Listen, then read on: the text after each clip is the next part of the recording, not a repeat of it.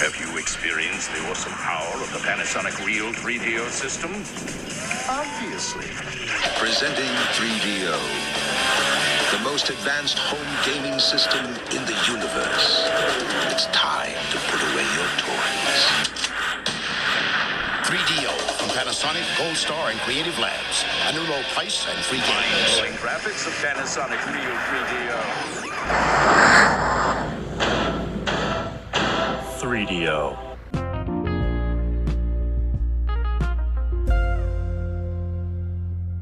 Hello, everybody, and welcome back to the 3DO Experience, the 3DO Retrospective Podcast, where we talk about all things 3DO, 3DO Company, and everything in between. I am Bill, and this is Threk. How you doing, Threk?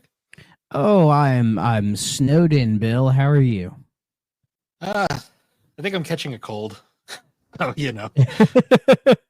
That's fair. Yeah, it snowed a lot where I am, so we shut stuff down for a couple days, but we should be good to go now. We just kind of needed a day or two for the snow to end and for all the roads to get cleared, basically. So, I mean, we got like between like 7 and 10 inches of snow, depending on where you were. So it was quite a lot. We really haven't gotten any up here yet. Like, we had one decent snowfall, and then it all melted within a week. Because New England weather makes no fucking sense. But I turned 30 over the weekend, so happy birthday, buddy! Welcome to the 30 Club. Yeah, now I have an excuse for why everything hurts every morning. I like it all the time. To be fair, it was in July of last year. I tweaked my back right before I turned 30, and it's never been the same.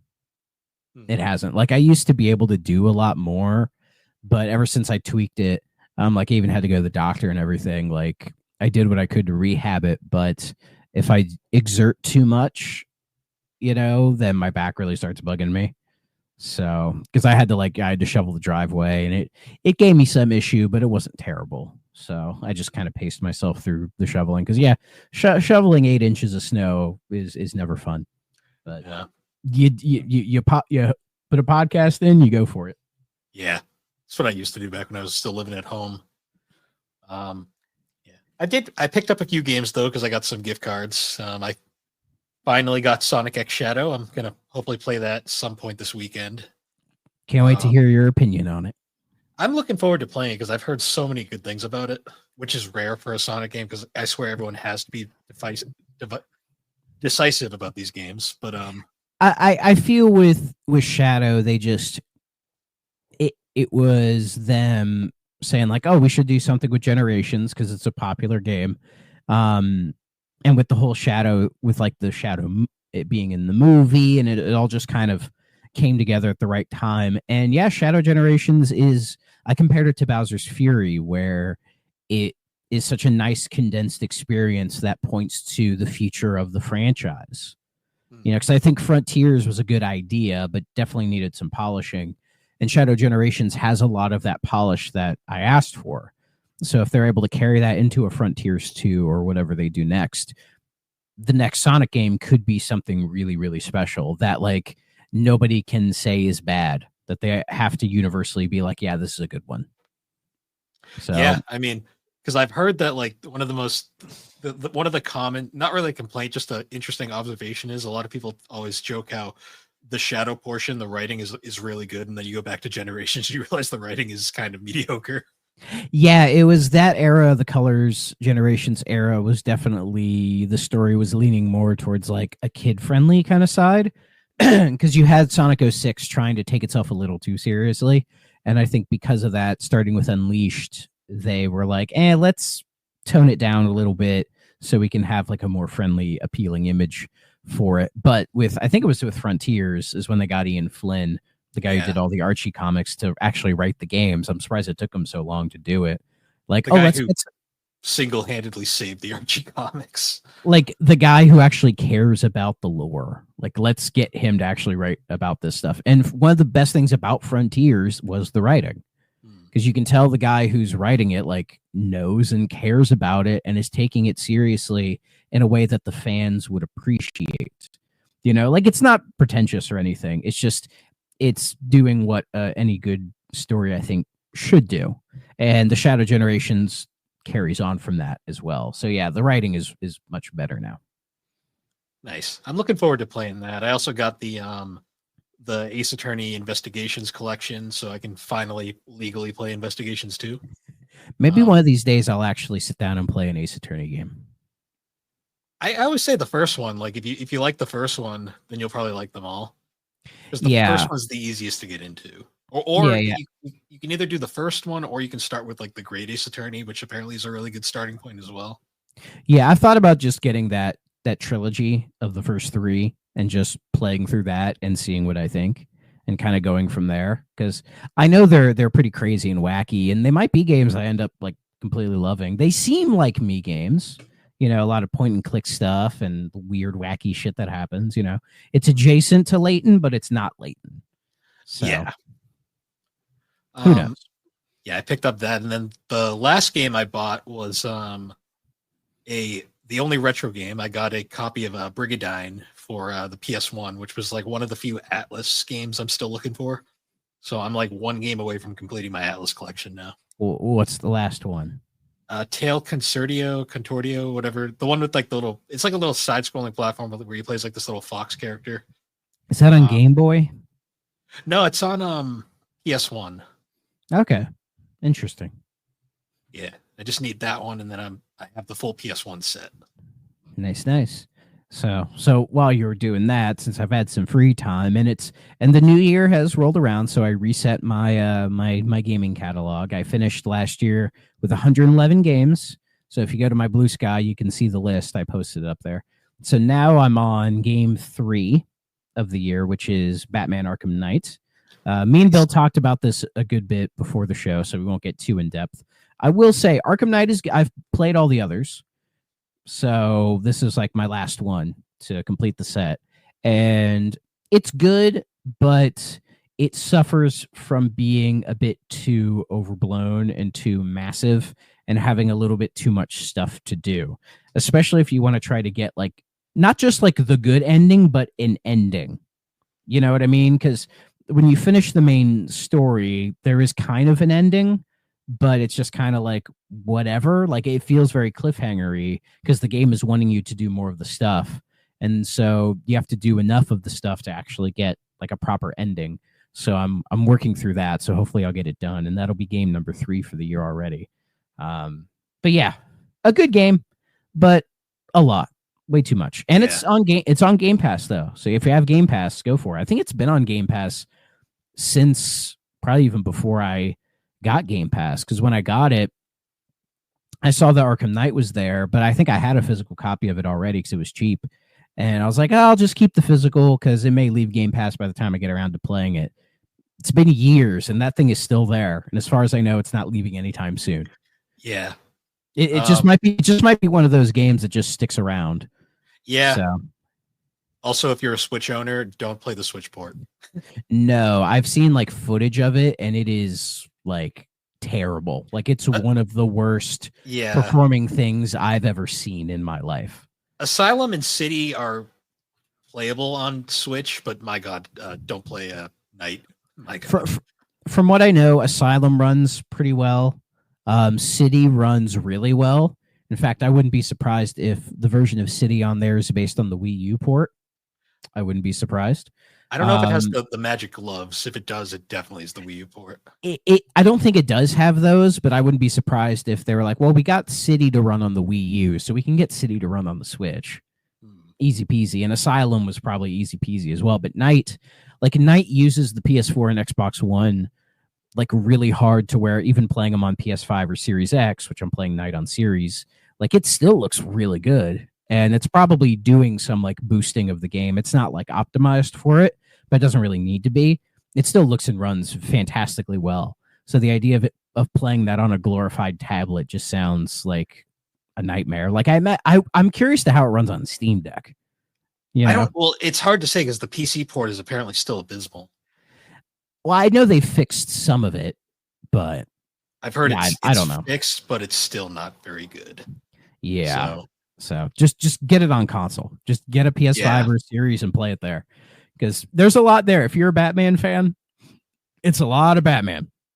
It's a lot of Batman. What's crazy is I think I'm like not even 30 hours in, but it feels like I've put so much more time into it because there's a lot to do, but it does some cool stuff. I still prefer Asylum at the end of the day. Asylum is like the king, like I love that game. City is also fantastic. They're both great. And those are like high standards are those first two. Because like I don't think Origins is completely terrible. Like it's the worst. It's the weakest of the four. Absolutely it is. But I don't really think it's that bad. I think people are way too harsh. Fine. I think people are way too harsh on it. Honestly, I don't know. But yeah, it is the worst of the bunch. And Night is pretty good, but like when this game is done, I'm probably never going to play it again. But Asylum is a game every once in a while I get a desire to go back and play it. Because I'm like, oh, it's great. And you can beat that thing in like maybe 10 hours. Yeah. So, yeah. But anyways, so news for the first of the year. This is the first proper episode of the year. So there really hasn't been much going on as far as I could see. There's been a lot of like Switch 2 rumor stuff, but we're not really going to talk about that because that's stupid. Yeah. When it's out, when it's unveiled, we'll talk about it, but they'll get to it. My guess is they may announce it this month just to try to get ahead of some of these leaks because they're starting to get ridiculous. Yeah. I'm like looking down at all the I'm like chip browsing Blue Sky, and I'm not really seeing any news updates. It seems we're kind of just at that early part of the year where there's really not a whole lot going on. Yeah, all really I'm seeing is just a lot of like Switch rumor stuff. I'm just trying to see just a lot of random stuff. Apparently that Oblivion remake that was rumored, I think last year, is like I think it's probably going to get officially announced this year because that rumor hasn't died, and I guess it's picking up a little bit of steam right now. Because I guess Virtuos, they're working on the MGS3 remake. And so something about like somebody's LinkedIn says, oh, we got another UE5 remake in the works. And people are like, oh, it's probably Oblivion. Because we learned about it through the court proceedings from Microsoft. Speaking of Rocksteady, I guess they're getting a bunch of layoffs because of Suicide Squad. Which is a shame. I hope Rocksteady gets one more shot to make something, because Suicide Squad, I feel, was Warner Brothers trying to jump on a trend 5 years past its due date, and that's kind of why Suicide Squad tanked. And no, I'm not playing it.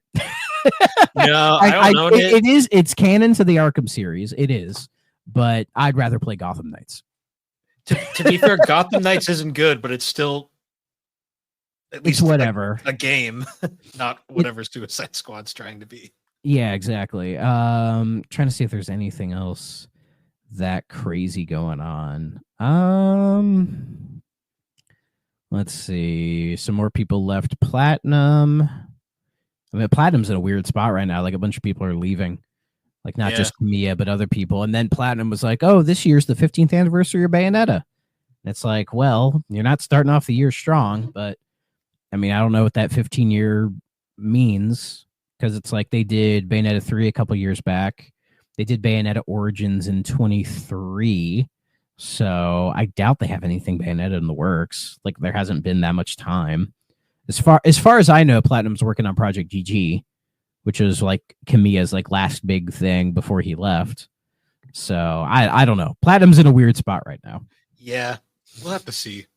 Yeah. The only other thing I see is Sega showed off a little bit of the new Virtua Fighter, even though it says it's not actual gameplay. It's just like alpha engine footage.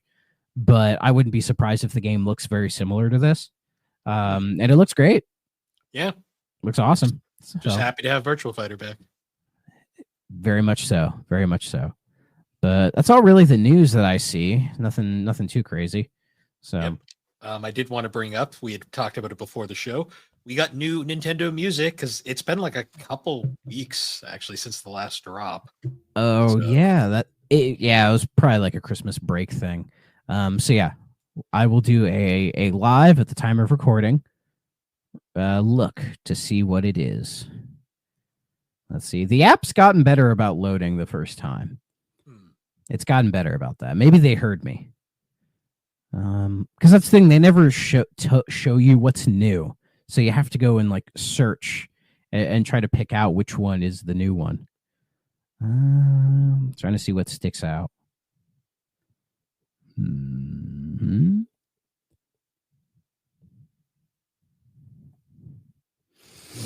A lot of dead air.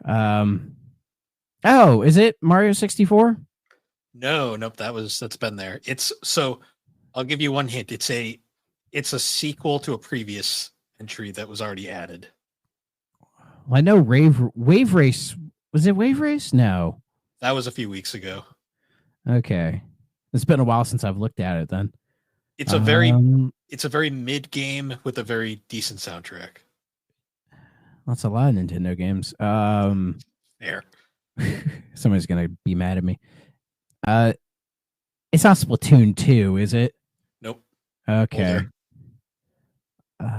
Breath of the Wild, Mario Kart 8, Skyward Sword Galaxy, Wii Sports, DS stuff, GameCube stuff. Fuck, which one is it? Donkey Kong Country 3. Oh, that wasn't there? Nope. You only had 1 and 2. That's crazy. Okay. I wonder if they're going to later give us the GBA soundtrack, which is completely different. The GBA one for 3, yeah, is a different soundtrack. Man, it's very unfitting music in certain levels. Yeah. God, this thing is still so fucking anemic. It hurts me. I know. It's like Nintendo. This is not the way, but whatever, man. Whatever. Yeah. But anyways, we're here this is our first 3DO game of the year. And it's a big one. Maybe not necessarily for the console, but I think it's like a big game kind of in general. A very important game in gaming history in a lot of ways. We've touched on it in the past because we covered another game this particular developer had also made, which was Flashback. So for this episode, we're going to be talking about Another World, or as it's more commonly known around in North America, Out of This World. Yeah, Out of This World, but I think most people know it now as Another World because that name has been standardized. Yes.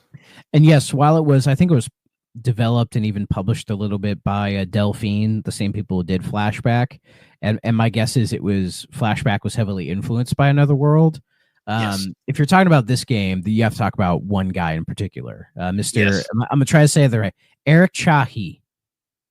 Yeah. Is that right? It's French. So what the fuck do I know? I'm sure the Eric is pronounced differently because of it's got the little accent. Eric, maybe. Eric Chahi, yes. Yes, the French boy who made like one of the most influential games of all time and then kind of disappeared. And then made one of the most underappreciated games of all time and then disappeared again.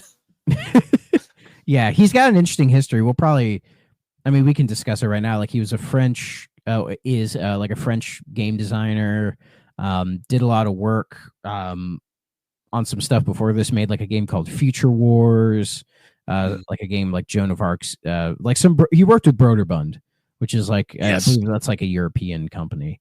And then in the middle of all that, decided to make this game Another World, a game that I believe took him quite a long time to make because he did I believe most it was of it by himself. I believe he said something like he spent 16 hours a day or something on it, just like plugging away. Yeah. And what was groundbreaking for it at the time was it was all like 2D polygons. There were no sprites involved at all. And it's a very cinematic presenting kind of a game. There's no HUD. There's no clear objective. There's not even really any dialogue. It's all mostly visual storytelling. And it's an incredibly, incredibly important groundbreaking game for the time because no other game did this back then at all. It's very interesting. He worked very closely with Broderbund, and Broderbund they're very well known for. They were one of the people behind Prince of Persia, I believe, the original. Yes, they were. I believe they published it. I believe so, because Prince of Persia was one of the first games to utilize rotoscoped graphics in its design and gameplay. And this game heavily, I think, was heavily inspired by Prince of Persia, but took it in a completely new direction. Yeah, it doesn't use the exact same rotoscoping animation as Prince of Persia, because I know that the rotoscoping that they did for the original Prince of Persia was reused in later games, because rotoscoping is a lot of work, especially back then. For those who don't know, rotoscoping, you may have heard of the term, but you're not quite sure what it is. It's the act of filming somebody like doing movements and then later drawing and animating over that. So if you look at footage of Prince of Persia, or even of Another World, the movement of the character is very fluid and very human-like, because they actually filmed somebody doing all of that stuff and then went in later and storyboarded and animated it all frame by frame so that you can have sort of that fluid motion, because that was a way to get past it back in the early days where it was hard to get like solid fluid 2D animation. They wanted it to look more like a Disney movie kind of a thing. Yeah. And even films used it. I believe the Ralph Bakshi Lord of the Rings movie from the 70s is all rotoscoped as well. So it's like a weird sort of cheat way to get some really interesting animation out of like cartoons, basically. And so that helps Another World push it from just being any other game to being something more special. Yeah. And getting the moniker cinematic platformer. Yeah, that's like the big difference between Another World and Prince of Persia. Prince of Persia is just it's a typical platformer that looks and that has very pretty graphics and animation. Another World it's like this was like before Kojima. This was like the real first like time when you took like a movie and made it a game in a lot of ways. Yeah, and funnily enough, Kojima was inspired by this. And the thing is, you can see that in here, like the way the intro starts out with your main guy who's named Lester, which I believe you would only know if you had the manual for the game. Which is really funny because Lester the Unlikely is also a rotoscoped game. That's a very different game. Yeah, I'm pretty sure the plot is, you're Lester and you pull up to like some lab where you're working on like particle acceleration, and then it's a lightning storm, so lightning hits it, and that somehow transports you to another world, and then you spend the whole plot of the game trying to basically escape from like this alien force who's trying to kill you. And a guy who is part of the alien race but becomes your friend. His name's Buddy, but I have a better name for him, which I believe is one of the few spoken words in the game, popularized by Game Grumps, Mike Luba. And I had forgotten that he said that until I replayed it for the show. And then when he said Mike Luba, I went, "Oh yeah, it's that guy. It's Mike Kruba guy." And then you're kind of off to the races. The game doesn't tell you anything as far as like how to play it or anything. It is incredibly trial and error, but it's also very simple.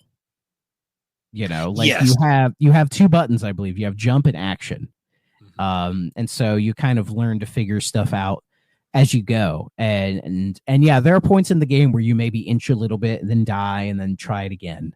But thankfully the checkpoints are hefty enough to where you don't mind dying a bunch, because eventually you kind of figure it out. Yeah, like it's one of those games where like the whole thing with the cinematic platformer is it's not about like speeding through the levels as fast as possible. It's really about taking it slow and figuring out the puzzles, and like it's basically like a realistic platformer in a lot of ways. Yeah, and the in this game emphasizes the cinematic element of it, because this was a time where, if you look back at gaming in say like 91, 92, there were other games trying to be more like cinematic, games trying to have like these more sort of like dynamic cutscenes and more in-depth stories, and this was the time where the video game medium was evolving to where it's like, it doesn't have to be Mario. We can do more than this. I mean, look at like Ninja Gaiden, for example, or Vice Project Doom on the NES. These were definitely games that were trying to push the medium forward. But Another World is one of those crucial games where it is a massive leap forward for what gaming could be. And you look at games like Metal Gear Solid, Silent Hill, Flashback, even Eco. They all say they've drew inspiration from Another World, and I can very much see why. I mean, hell, even a lot of modern indie games that are maybe kind of cinematic platformer-y or have like emphasis on story and immersing you in these weird alien planets takes a lot from Another World. The original Oddworld too has a very decent amount of I mean, that's another iconic cinematic platformer. That one's a bit more, definitely more story heavy. Though I think Oddworld kind of has fallen through the cracks a little bit and has become kind of more of like a weird novelty series because of the way that series progressed. Whereas Another World, I mean, it has a sequel, Heart of the Alien, which is garbage. Because it doesn't need a sequel. Like the way, even though this game has a very interesting ending, it's fine that it ends the way it does. It does. You don't want to over-explain it because this game prides itself on not over-explaining. If anything, it under-explains. Like you don't learn anything about the planet, about any of the people living there. There's no like exposition moment, or there's not like an aha moment where everything figures itself out. It almost is just like a nightmare. Oh, like that opening segment where you get out of the little water basin thing, and then you start getting chased by that creature. Like that, even today, that scene like makes your heart race and like makes you tense because it's like, holy shit. Oh yeah. You proceed to run into the aliens who you think are friendly, and then they shoot you, and you're like, fuck. And then one of them is your friend because I guess he's like a prisoner of them as well. And then the game just sort of unfolds from there, basically. And then you get the laser gun, which has has like your regular shooting. You can hold it to get a shield, then you can hold it even more to do like a big shot. And then by like the end of the game, they're asking you to do some pretty in-depth kind of combat moments for what the game does. And you'll die a lot because it can kind of overwhelm you here and there. But if you have enough patience, you can get through it. Like, I think I beat it again. I think it took me like an hour and a half, maybe. It's a very short game. In fact, it's so short that when the game was getting ready to get released, they were asking Eric if they could make the game longer because they thought it was too short. And I believe he did add a scene. He added an extra level to the console versions. Yeah, what level was that? I honestly forget which one it was, to be perfectly honest. Yeah, because I played the 20th anniversary re-release. I was gonna buy it on Steam, but I was like, wait a minute, didn't I buy this like years ago? And then I looked at my Switch and I had, so I just re-downloaded it and played it on there. So I played the Switch version, and then I don't own the 3DO copy because this game's kind of expensive, but I did emulate the 3DO version out of curiosity. There is an interesting quirk to the 3DO version that I'm not sure how I feel about. The 3DO version interplay. So initially, I thought for the longest time Rebecca Heineman actually ported this, but apparently that's a bit of misinformation. Apparently, she did not actually do Another World. She did the Super Nintendo version of Another World. Yeah, because this game originally was, I believe, like Amiga and Atari ST, and then was ported to PC, and then like the Super Nintendo, the Sega Genesis, Mac. You know, it was ported to a lot of major stuff at that time, including 3DO. I believe Interplay was responsible for the 3DO port. I think you're right on that. Yeah, apparently there was supposed to be. There was a Jaguar version as well. Mm-hmm. Yeah, actually, a pretty good port on Jaguar, all things considered. Yeah. Well, funnily enough, how I first learned of this game was the Genesis version, because I think people were impressed that this game was even made for the Sega Genesis. Well, because the Genesis, because of its very fast CPU, could actually do polygons like without the need for additional chips. And in a game like Another World, I think it was very possible to faithfully recreate the look. Because I actually read the interview Rebecca Heineman did for the Super Nintendo version, and she specifically mentions the challenge of porting the game to Super Nintendo, mostly because Interplay was too cheap just to invest in a Super FX chip. Yeah, like it would have made the game really expensive too. Yeah, so she had to do some wizardry to get that game running on Super Nintendo. Is this one of those where it's like the Genesis port is considered better? I've heard the Super Nintendo version is pretty good. The Genesis version's, I think, more impressive just because it natively runs on the system. Yeah. It's faster. And did Flashback even come on Super Nintendo? I don't think it did. I'm not sure on that. I don't think so. Yeah. Oh no, it did, because remember my copy for some reason has the Super Nintendo strategy guide in it for whatever reason. Okay, yeah, it did come out for that. Yeah, Yeah. because I have the Super. Yeah, Nintendo. Flashback came out for like everything at the time. Yeah. Yeah. Interestingly enough, when Interplay ported Another World to 3DO, they decided to redo the backgrounds using raster graphics, which apparently Eric Chahil wasn't a fan of because it made the game look cheap. Yeah.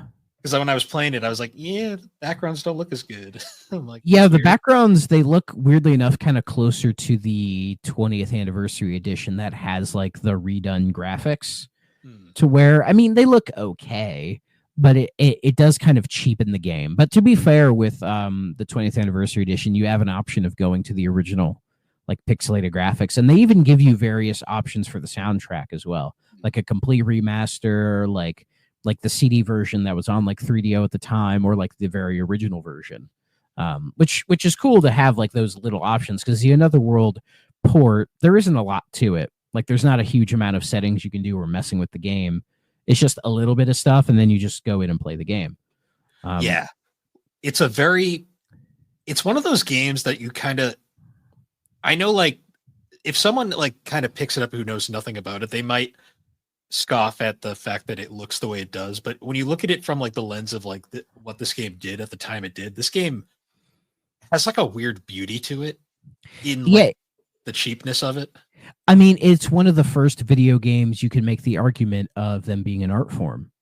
Like this feels like a very early example of the idea that video games are art, because this game presents itself as a cinematic movie, and cinematic movies are considered art. Oh yeah. You know, I mean, it took a while for people to consider movies art, but we're well past that.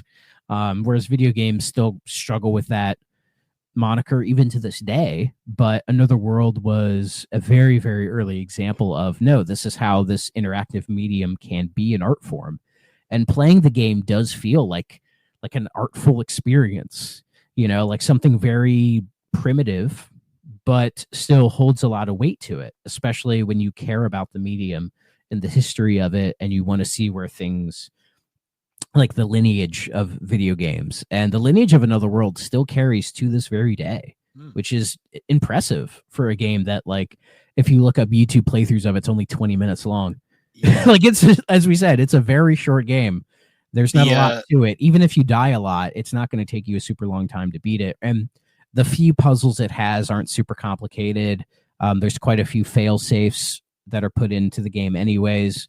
So it's not a game you will struggle that much through. No, like that cutscene, the cutscene right after he gets shot at the beginning and he wakes up in prison, like where it kind of pans over to him behind the bars and then he opens his eyes. Like I'm always like, that cutscene like sticks in my head, because I just like, it's seeing very that cool for the first time. You're like, wow, like it's like the amount you, and especially when you take into account he made this basically by himself. Yeah, and he had no idea it would become such a big thing. Like, I think it sold really well at the time and was praised very much by the critics. Even though people were like, yeah, it's really short, but they're like, people recognized it was something special back then. And, you know, and it kind of created these quote unquote cinematic platformer genre.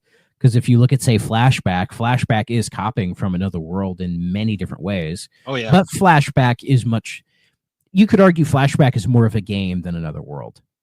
You know, because there's a lot more that happens in Flashback, and it sort of is structured more like a video game, whereas Another World is not really structured like a video game, because there are levels and parts, but it's also seamlessly done. You wouldn't even think about it, you know, the way like a movie has specific scenes, but unless you're like really into it, you don't think about that kind of stuff. It just kind of flows naturally from one bit to the next.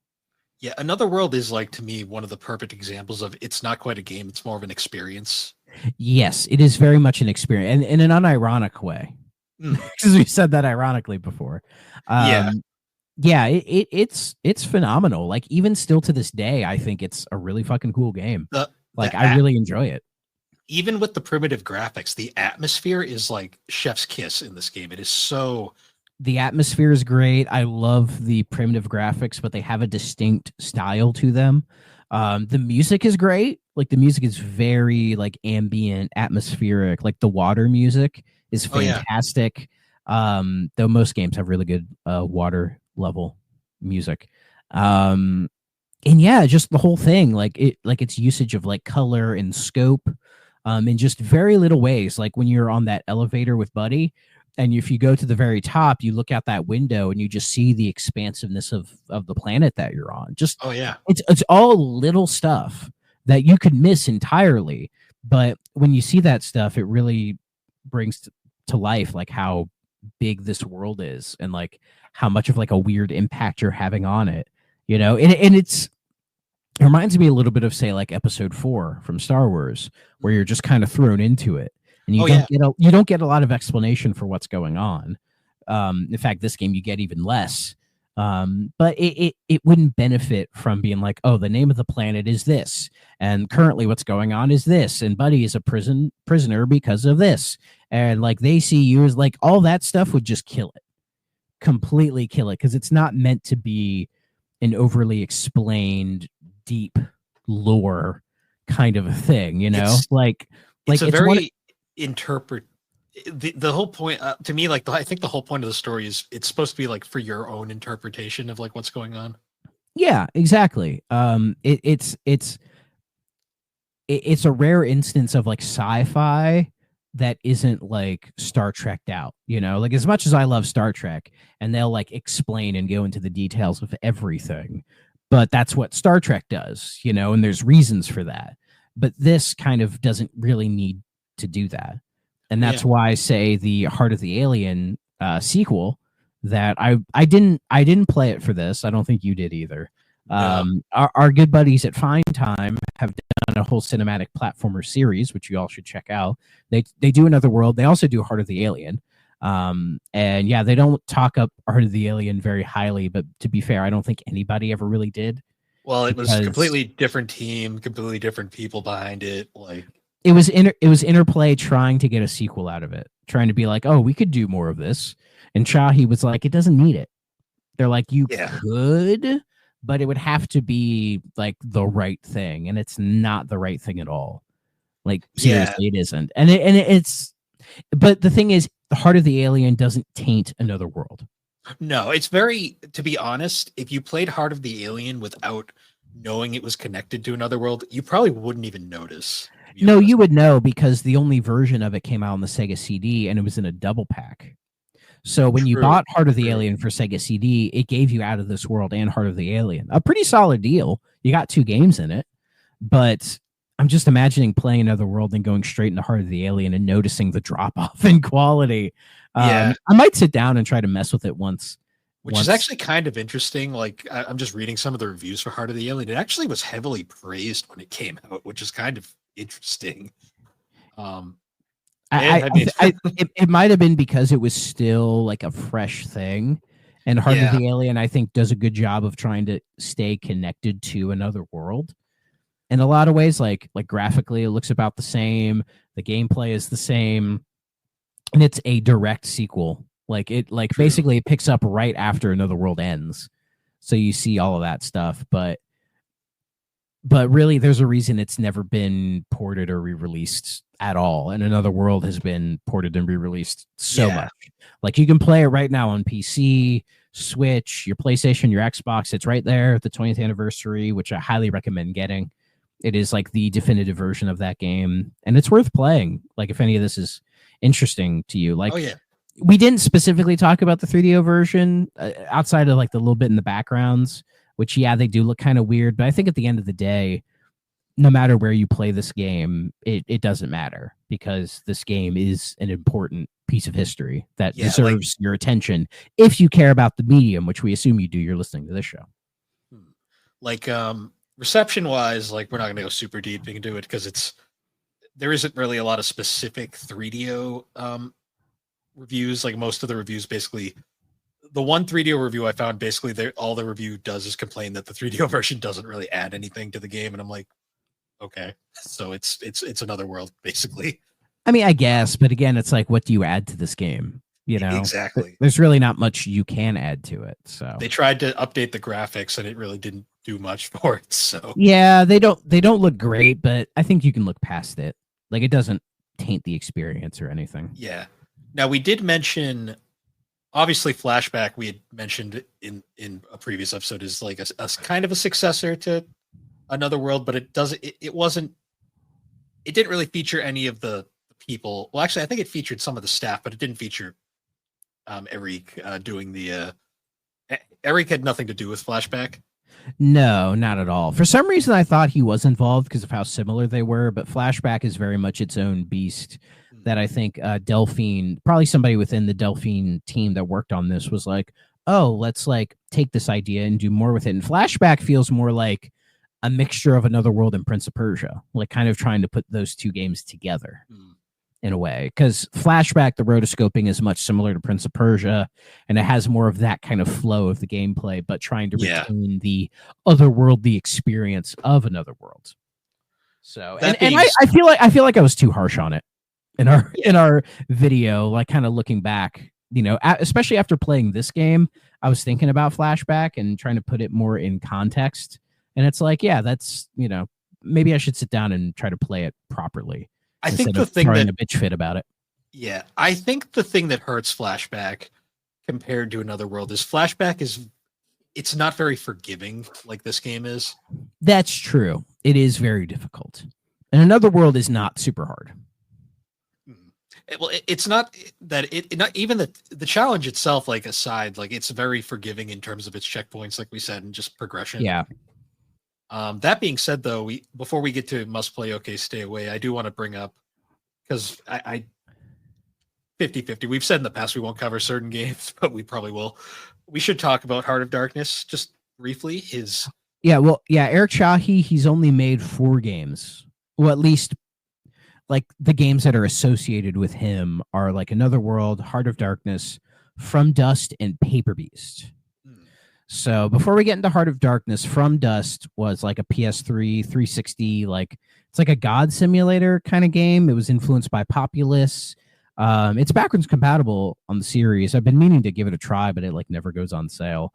It looks interesting, and it was sort of his big return to gaming after Heart of Darkness, because Heart of Darkness came out in '98. I believe. Like if you look at his this is a bit of how long his games took. Another World 91, Heart of Darkness 98, From Dust 2011, and then Paper Beast was 2020. Yes. So yeah, but yeah, From Dust, it looks interesting. One of these days, I'll probably sit down and give it a shot because it looks fascinating, and people liked it at the time. They're like, it's a unique kind of experience from a guy known for his unique experiences. And then Paper Beast came out in 2020. It's a VR game. There is a non-VR version called the Folded Edition, but the game's only on PlayStation and PC. It's on like the PlayStation 1 and PlayStation 4 and 5 VRs. But the non VR version, I believe, is only on Steam and PS4. So it unless you have a VR set, this is probably like a harder game to come by. I know nothing about Paper Beast. Its reviews are fine. Like people seem to like it. And if I ever get a VR set, it'll probably be one of the games I check out. So there we go. But yeah, let's get to Heart of Darkness, which came out in '98. I believe it was originally announced in '95.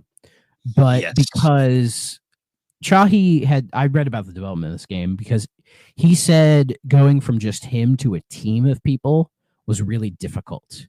And that's kind of what made this game take longer than Another World, because Heart of Darkness, I believe it was going to be like console exclusive to the Saturn at one point. It actually was originally stated for 3DO, believe it or not, at one point. Yeah, that's true. Yeah, it was going to be on 3DO. It's just a game that was like a development hell kind of game, which is crazy to think because Another World came out, its earliest release was November 91. And then Heart of Darkness came out July of 98. So 7 years roughly. Nowadays, we wouldn't think anything of that. Like 7 years, sure, that's just how long some games take to make these days. But back then, that was seen as like development hell because it's like, what the hell are you doing, right? And I don't know how much changes Heart of Darkness went through in that development cycle. But yeah, it was going to be on 3DO originally. There's a version for the Amiga CD32, the Jaguar CD. They were going to make it for the M2.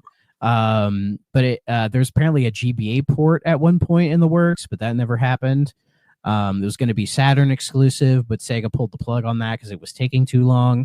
So it eventually just came out to PlayStation 1 and PC in 98. And this is a really interesting game. I've played a bit of it. I've never sat down and like tried to beat it, but I was always fascinated by this one. It's very similar to Another World, just in terms of like the kind of concept. Yeah, because is it you get transported to another world? Because I know it's like you're like a kid with like a weird thing on his head, and he's shooting a lightning gun at ghosts. Yeah, and he has a dog. His dog like gets lost in the world, so you jump into the. You end up following the dog, and then you get transported to this bizarre world, the Heart of Darkness or some shit. And I always remember because like the game fucks with you so hard at the start because you start the game with the little laser gun, and then you get like 3 screens in, and it just gets like yeeted away, and you're like, nope, you're on your own, fucker. And it's like, like a shadow creature just straight up takes the gun, just smashes it, and it's like, nope. It's like none of that fun stuff. And it's like, this game's gonna get hard, bitch. Basically. And yeah, I know that the game is well known for its difficulty. Like it is like Another World isn't too bad, but Heart of Darkness, the little bit I've played of it, I was like, damn, this game is fucking hard. Heart of Darkness is brutal. It is a very difficult game, but it's a fast and it's difficult. And it's not based on the book that was written in like the 1800s called Heart of Darkness. So it's not based on that in any ways. We're not here to talk about literature. So, but yeah, this game, it's weird. It became a bit of a hidden gem for the PS1. And yeah, it's a game that, I don't know, maybe in the future we might actually sit down and cover it properly. I've always wanted to sit down and play this game because I think it's like fascinating. It's a 2-discer, isn't it? Mm-hmm. Double case, mostly because it has a lot of CGI cutscenes. That's the main reason why it's 2 discs. But it does have some funny death animations. Oh, this game, Heart of Darkness. The main reason I was so interested because I picked it up not knowing the connection to Another World. I picked it up just because I found the cover art striking. Like it has a very distinct look to it that kind of like intrigues you. It's very Oddworld-ish, like from a graphics standpoint. Yeah, it definitely looks like it's influenced by that. Like the kind of weird, like dark, gritty kind of vibe to it. Like I can see why you wouldn't connect this to Another World because it doesn't. Once you know there's a connection, you can kind of see it. But outside of that, you would just think it's like a flashback situation where it's like, oh, you can see it's influenced by Another World, but it's very much its own thing. Yeah.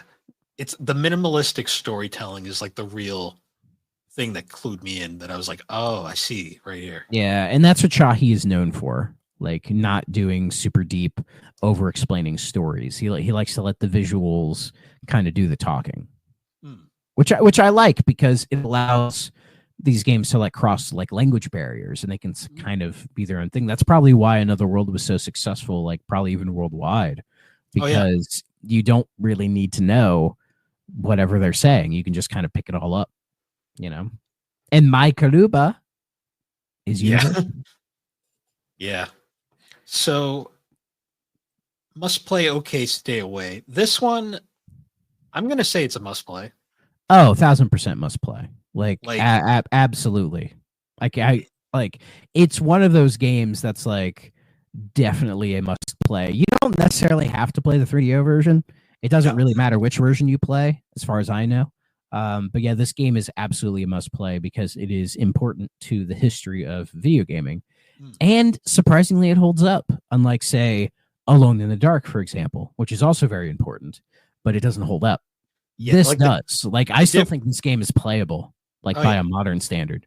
Like, the difference between, like, this game and, like, Alone in the Dark is long, it's kind of a slog to play, and it hasn't aged well. This game is very short, is very easy to pick up and play, and has aged fairly well, all things considered. Yeah, and you can beat it in an afternoon and then see the whole thing and be like, that was cool, man. And I think that's what if anybody tried to play it now who was interested in it, would probably go, that was cool, for what it is. It's not going to be one of those like games you probably replay forever and ever and ever, but it's a game that'll probably stick with you, and I do think about Another World once in a while. It's a game where like you'll see it and then you'll kind of be like, oh, Another World, I'll give that a run. You'll play through it and you'll be like, that was fun. And then you'll put it away again and you'll probably not think about it for a while, but then you'll come across it again and probably have the same experience.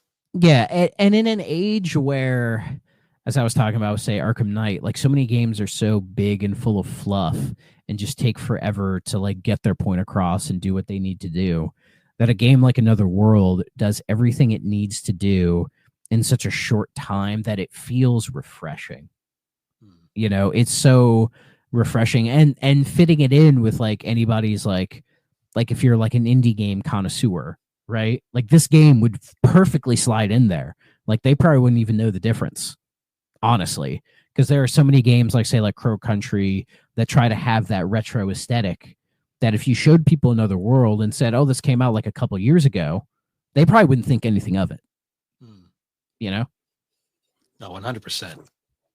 But easily one of the most iconic video games of all time. Absolutely. Like definitely a game that once you're into like if you're like us who like go from like being like just like casual people to actually being interested in like the medium and wanting to play like the older stuff and it becoming like a passion kind of a thing. Another World is one of the first games on that list where it's like, oh, you want to know about like games, like not just like the current stuff. Like you want to know about games. Like this is one of them you throw at them to be like, yeah, you need to play this, man. Like for 100, sure. 100%. Yeah. Like I'm sure there's like 1,001 video games to play before you die book or list or whatever. Guarantee you it's here. I'm pretty sure I have that like Brett Weiss book, the 100 games of all time or something. I'm pretty sure it's in there. Yeah, there's a book. Let's see. There's a book by Tony Mott called 1,001 Games You Must Play Before You Die. That came out originally in 2010, but I believe and so it goes from like the early 70s to like 2010s, I think. But I'm sure if I look hard enough, I could find the list, but I'm pretty sure Another World's on that list. Nice. So, in fact, there's a web archive page of it. Let me see if it actually loads up. It is being very slow. Yep. Which that's the thing. I don't have slow internet. It's just web archive is always slow. Are they getting attacked again? Yeah, they might be. That seems to happen every month now. Yeah, let's see.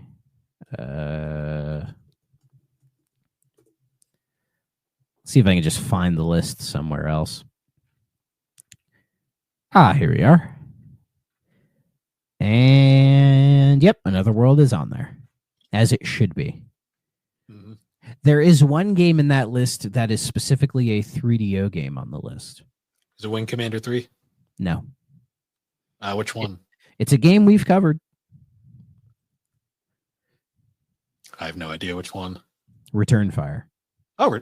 Oh, interesting. Yeah. Because I know in that the Brett Weiss book that I have, the only 3DO game I found in there was Wing Commander 3. I'll send you the list. Nice. My guess is the Wing Commander it's probably like the PC version if it's even on here. Wing Commander 4 is on the list, but not 3. Huh. Some games they list as various. Yeah. Because there are some I'm seeing, I'm like, there was a 3DO version of that, but it's True. not like the 3DO version, But yeah. So what are we gonna play next week? What do you want to play next week, Bill? I was thinking it's been a while since we've covered a game of this style. Let me just bring up my list. I was thinking maybe we try Syndicate. Oh, the big RPG thing? The Bullfrog game. Yeah, let's do it. Yeah, this game. Yeah, let's do it. it looks very interesting, and it's kind of it's got a look to it that I'm curious about experiencing. So Yeah, let's do it. it looks very Peter Molyneux. So it'll either be really good or Was he connected to this one? Oh, he's a producer. it's Bullfrog, so I assume he at least was somewhat involved. Yeah. Yeah, let's Sure, try fuck it, yeah. Syndicate. See what happens. Not the 2012 Syndicate. Not No. that one. Not Assassin's Creed Syndicate, which I do like. No.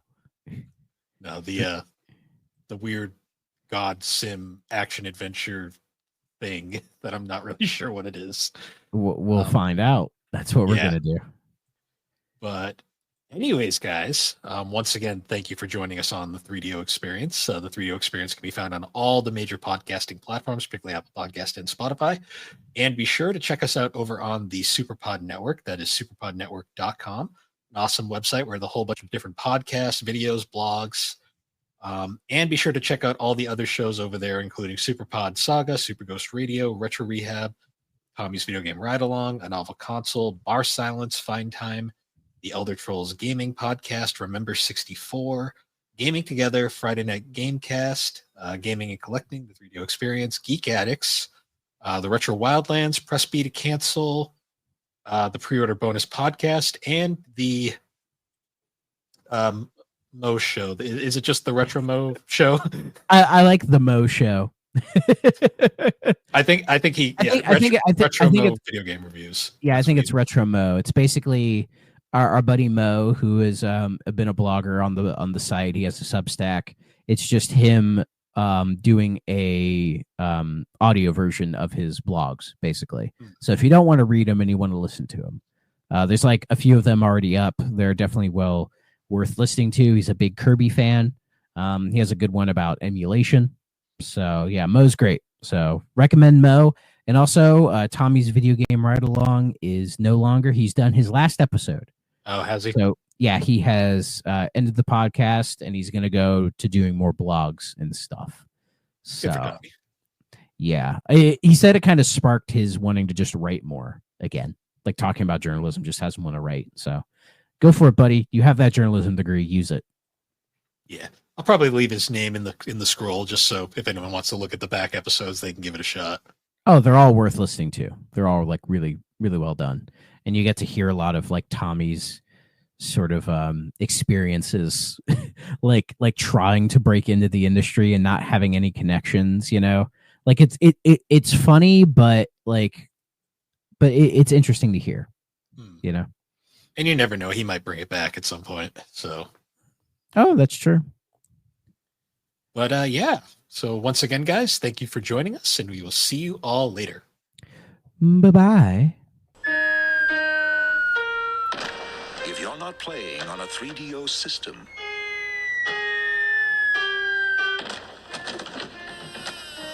what are you playing with?